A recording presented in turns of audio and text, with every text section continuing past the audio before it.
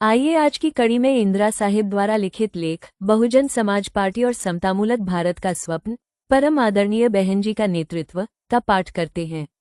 भारतीय समाज और राजनीति का परिदृश्य आज भी जातिगत संकीर्णता और सामंती मानसिकता के जटिल जाल में उलझा हुआ है।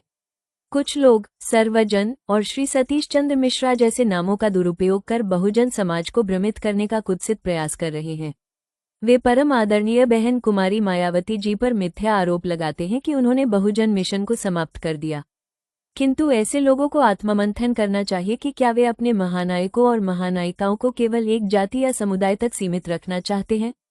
क्या वे तथागत गौतम बुद्ध, संत रविदास, कबीर, फुले, शाहूजी, पेरियार, बाबा साहेब अम्बेडकर, मान्यवर कांशीराम और बहनजी जैसे युगद्रष्टाओं के समतामूलक समाज के स्वप्न को संकुचित दृष्टि में बांधना चाहते हैं? ये सोच न केवल इन महान व्यक्तित्वों के संघर्षों और उनकी वैश्विक दृष्टि का अपमान है, बल्कि बहुजन समाज की सांस्कृतिक और राजनीतिक विरासत को भी क्षति पहुंचाती है। यह विडंबना है कि जहां 3% ब्राह्मण समाज का नेता स्वयं को राष्ट्रीय नेता घोषित करता है और उसका समुदाय उसे सर्व समाज का प्रतिनिधि मानता है, वहीं 85% बहुजन समाज अपनी महानायिका बहनजी को केवल दलितों तक सीमित करने की भूल करता है। यदि अल्पसंख्यक आबादी का नेता राष्ट्रीय मंच पर सर्व समाज का प्रतिनिधित्व कर सकता है, तो 85% आबादी का नेतृत्व करने वाली बहनजी को राष्ट्रीय नेता मानने में संकोच क्यों? ये संकीर्णता केवल जातिवादी मानसिकता का परिणाम है, जो शूद्र और अनुसूचित जातियों में भी गहरे बैठी हुई है। मान्यवर कांशीराम ने ठीक ही कहा था कि जाति व्यवस्था से सबसे अधिक पीड़ित अनुसूचित जातियों को भी शूद्र समाज वो सम्मान देने को तैयार नहीं, जो स्वयं को थोड़ा कम प्रताड़ित मानता है। यह मानसिकता बहुजन आंदोलन को कमजोर करने का सबसे बड़ा कारण है। कुछ तथाकथित बुद्धिजीवी और यूट्यूब पर पत्रकारिता का दम भरने वाले प्रोफेसर बहुजन समाज के हितों की बजाय व्यक्तिगत स्वार्थों और मनुवादी प्रचार का शिकार होकर बहनजी के विरुद्ध दुष्प्रचार में लिप्त हैं। ये लोग विश्वविद्यालयों में वंचित छात्रों को सहयोग देने या उनकी शिक्षा को सशक्त करने के बजाय उन व्यक्तियों को मंच प्रदान करते हैं जिन्हें अनुशासनहीनता के कारण बाबा साहेब या बहनजी ने स्वयं पार्टी से निष्कासित किया था। ऐसे लोग जगजीवन राम जैसे गांधीवादियों को बाबा साहेब का मित्र बताकर और बहनजी को उनके सिद्धांतों का शत्रु सिद्ध करने का प्रयास करते हैं। ये कितना हास्यास्पद है कि आज राष्ट्रीय मंच पर बहुजन समाज की सबसे सशक्त आवाज बहनजी को ही उनके अपने समाज के कुछ लोग कमजोर करने का प्रयास कर रहे हैं। मान्यवर कांशीराम ने अपने अनुभवों से सिखाया था कि बहुजन समाज के कुछ सरकारी नौकरीपेशा और अधिकारी वर्ग ने ही आंदोलन को सबसे अधिक नुकसान पहुंचाया है। वे मनोवादियों के चमचों के चमचे बनकर अपने ही समाज की प्रगति को अवरुद्ध करते हैं।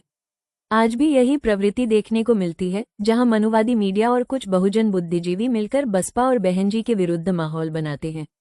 किंतु सत्य ये है कि बहनजी ने बुद्ध, फुले, शाहूजी और अम्बेडकर की वैचारिकी को जीवंत रखते हुए बहुजन समाज को राजनीतिक सशक्तिकरण का मार्ग दिखाया। उनके सर्वजन के नारे ने समाज के हर वर्ग को समावेशी मंच प्रदान किया, जिससे सामंती वर्चस्व को चुनौती दी जा सकी। यदि यह मिशन का अंत है, तो क्या बुद्ध, रविदास, कबीर, फुले और अम्बेडकर भी केवल एक वर्ग के कल्याण की बात करते थे? सामाजिक परिवर्तन का मार्ग केवल विरोध और नफरत से नहीं, बल्कि करुणा, समता और समावेशिता से प्रशस्त होता है। बहनजी ने श्री सतीश चंद्र मिश्रा जैसे नेताओं को पार्टी में स्थान देकर संविधान और लोकतंत्र की भावना को साकार किया, जो हर नागरिक को उसकी जनसंख्या के अनुपात में भागीदारी प्रदान करने की बात करता है। यदि बाबा साहेब ने समता समाज संघ का अध्यक्ष एक ब्राह्मण को बनाया था, तो क्या वो मिशन का अंत था? नहीं, यह उनकी दूरदृष्टि थी, जो समतामूलक समाज के निर्माण के लिए सभी वर्गों को एकजुट करना चाहती थी। फिर बहनजी के सर्वजन दृष्टिकोण को मिशन का अंत क्यों माना जाए? अंततः बहुजन समाज को अपनी सोच में परिवर्तन लाना होगा। इतिहास के अत्याचारों पर चर्चा के साथ साथ समतामूलक समाज की स्थापना के लिए बुद्ध, फुले, अम्बेडकर और कांशीराम की वैचारिकी को जीवन में उतारना होगा। बहनजी आज उस आंदोलन की ध्वजवाहक हैं, जो भारत को समता, करुणा और संवैधानिक मूल्यों पर आधारित राष्ट्र बनाने के लिए संकल्पबद्ध है। उनके नेतृत्व को केवल दलितों तक सीमित करना न केवल उनके संघर्षों का अपमान है, बल्कि आने वाली पीढ़ियों के लिए एक ऐसी विरासत छोड़ना है, जो संकीर्णता और विभाजन से भरी हो। बहुजन समाज को चाहिए कि वो अपनी महानायिका के साथ कंधे से कंधा मिलाकर समतामूलक भारत के स्वप्न को साकार करे, क्योंकि 85% आबादी का नेतृत्व करने वाली बहनजी न केवल बहुजन की, बल्कि सर्व समाज की राष्ट्रीय नेता हैं। जय भीम, जय भारत।